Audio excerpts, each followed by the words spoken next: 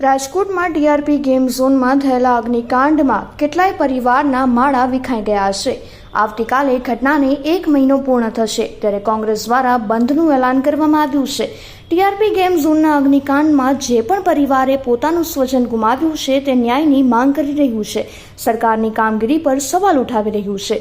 ત્યારે આજે શહેરના બહુમાળી ભવન ચોક ખાતે કેટલાક પરિજનો પહોંચ્યા હતા અને પોતાના સ્વજન ગુમાવ્યાનું દુઃખ તો વ્યક્ત કર્યું હતું, પણ સાથે જ કોંગ્રેસના બંધના એલાનને સમર્થન આપતા નથી તેવું જણાવ્યું હતું.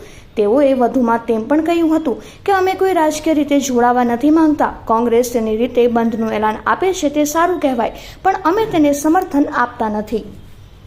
મારું નામ સચિન વાડા છે અને મેં મારા નાનો ભાઈ છે એમને ગુમાવેલો છે, જેમનું નામ સ્મિત વાડા છે, અને બીજા એક મારા માસીના છોકરા છે હિમાંશુ પરમાર, એમને ગુમાવેલા છે બંનેને. મેં આજે કોઈ સરકાર કે કોઈ પાર્ટી સાથે અમે જે છે અમે નથી જોડાયેલા કે કોઈનું અમે એવું સમર્થન નથી કરી રહ્યા. અમારું ખાલી એ જ વસ્તુ છે કે કોઈ પોતાની રીતે સ્વેચ્છતાએથી બંધ કરે છે તો એમના માટે અમે જે છે એ આભાર માનીએ છીએ કે અમારા માટે કરી રહ્યા છે.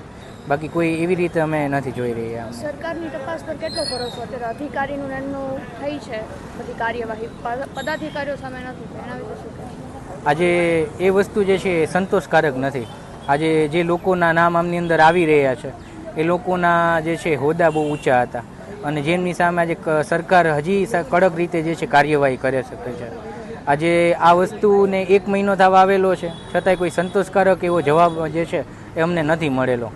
આગળ જતાં કદાચ ને એવું કંઈ બની શકે તો એમના માટે અમે વિનંતી કરીએ છીએ કે જેના લીધે આજે કોઈ એવું વસ્તુ બને કે આગળ જતાં કોઈ જે બીજા વ્યક્તિઓ છે એ બી આ વસ્તુ ન કરે, તો એવું કંઈ જે છે અમે સરકારને માંગણી કરીએ છીએ કે એવું કંઈ ઊભું કરે.